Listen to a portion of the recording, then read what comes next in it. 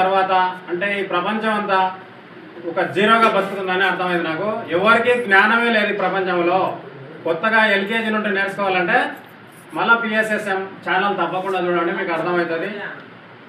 తప్పకుండా ఆడపిల్లలు మాత్రం అందరు గౌరవించాలి.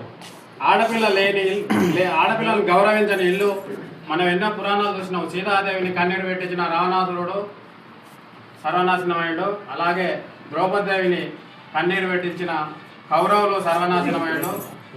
స్త్రీని ఎవరు కన్నీరు పెట్టిస్తాడో వాళ్ళు చాలా కష్టాల పాలవుతారు. తప్పకుండా ఈ సందర్భంగా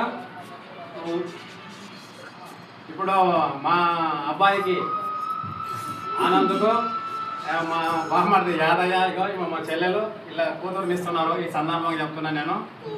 అరే నీవు కూడా చాలా మంచిగా చూసుకో అమ్మాయిని. ఇద్దరు సమానం కాదు, ఆడపిల్లనే ఎక్కువ మనకైనా. అన్నింటిలో మనం పాలు పంచుకోవాలన్నమాట. సరే, ఈ సందర్భంగా అవకాశం ఇచ్చినందుకు మీ అందరికీ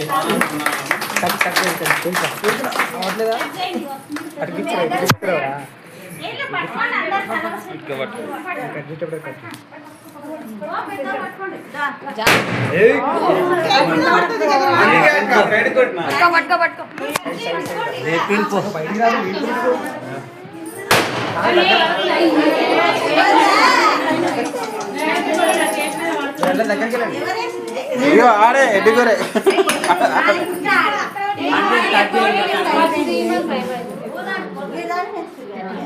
ఏం కావాలి ఇంకా తినేసి